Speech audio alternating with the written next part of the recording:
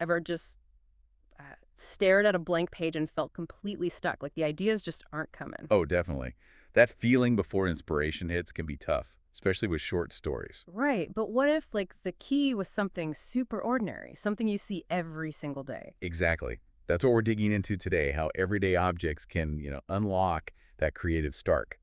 Our main guide here is this really cool instructionals article by Shannon 175 called Creating a Short Story Using Nothing But One Random Object in Front of You. Yeah, and Shannon 175 is a writer and artist, so they get the whole creative struggle, right? Totally. And it's interesting, even established writers, maybe people taking classes with one story on character or beginnings, they're still looking for ways to generate ideas. It really shows how fundamental this is, finding inspiration, sometimes in weird places. So this method Shannon 175 lays out, it feels really accessible, whether you're like experienced or just starting. Hmm. Our mission today is basically to break down this technique. How can a simple object become a whole story?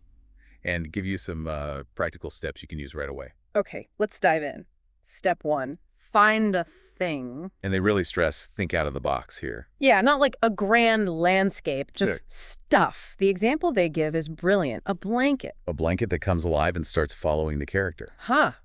Instantly makes you think, doesn't it? It does. It shows it's not about the object being exciting itself.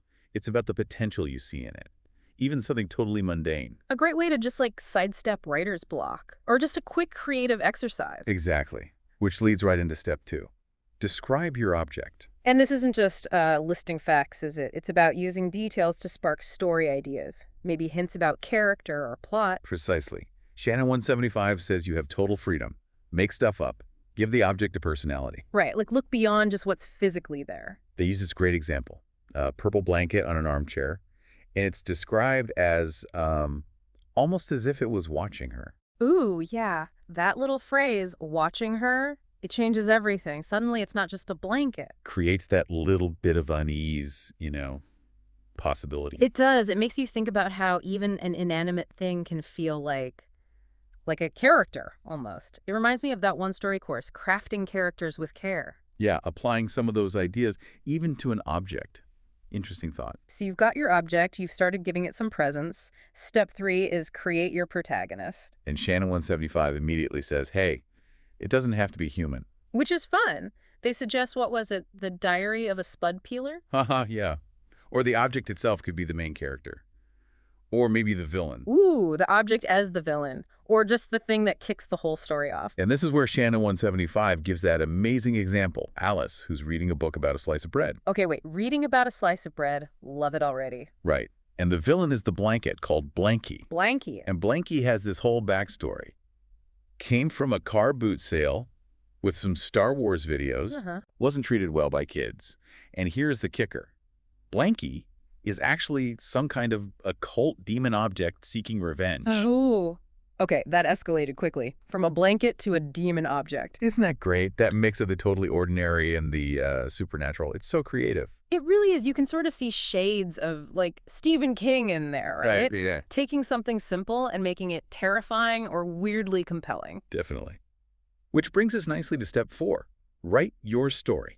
Now, some people like to plot everything out meticulously. Right, but Shannon 175 leans more towards just going with the flow, especially for short pieces like this, trusting your instincts. Letting the story kind of unfold as you write it. Exactly. And they mention weaving in those backstories for the person, sure, but also for the object, like Blanky's demon origins. How do you do that naturally, though? Through dialogue, maybe?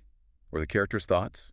It adds depth, explains why Blanky's so mad. Makes sense. And Shannon 175 also highlights getting a really catchy opening line. Super important. Grab the reader right away. Maybe that first thought you had about the object, that could be it. A hook, yeah. Like a surprising statement or a vivid image. And then they give that full story example with Alice and Blanky. Right, Alice reading her bread book. The blanket starts moving, Uh-oh. and then, yeah, it attacks her. Yeah. Pretty violently, actually. It's such a wild little story. Yeah. But it works. You see how it escalates from that simple object. in all those little details, like the Star Wars videos and the bread book, they just add this weird, specific flavor. And the craziest part, Shannon 175 says they wrote that whole thing in like 20 minutes. It really shows how effective this can be for just generating something quickly, getting unstuck. It's pretty amazing. Mm. Which leads to the final step. Step 5, to conclude. And the core message here is really simple. Anyone can do this. Anyone can write a story about a random object. Don't worry about making it perfect first time, right? Mm. Focus on being original, just getting it down. Absolutely. Resist that urge to edit as you go. Keep it spontaneous. Keep it simple for the first draft. That premature editing thing can really kill the flow. Totally. And Shannon 175 even offers to read stories people write using this method, which is a nice community touch. Yeah, that's cool. And it all kind of loops back what we said earlier about, fundamental writing skills. Mm-hmm. Even this simple exercise connects to things like finding a core concept, which you need for one story's write a great beginning type of focus. You need that starting point. Right. So let's just quickly recap the steps then. Sure. 1, find a thing, any random object. 2, describe it, get creative, give it personality maybe. 3, create your protagonist, human, animal, object, whatever. 4, write the story. Go with the flow, use a good opening, weave in backstory if it helps. And 5, don't edit too soon, keep it simple, keep it spontaneous initially. It really does make you realize how much story potential is just sitting around us in completely mundane stuff. A paperclip, a mug, an old photo. Uh-huh. Yeah. Untold stories everywhere. Makes you look at things differently, doesn't it? It does.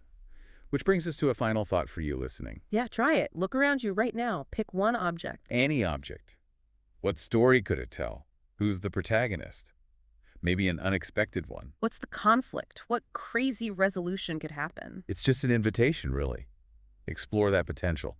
See what happens when you let an ordinary object spark your imagination.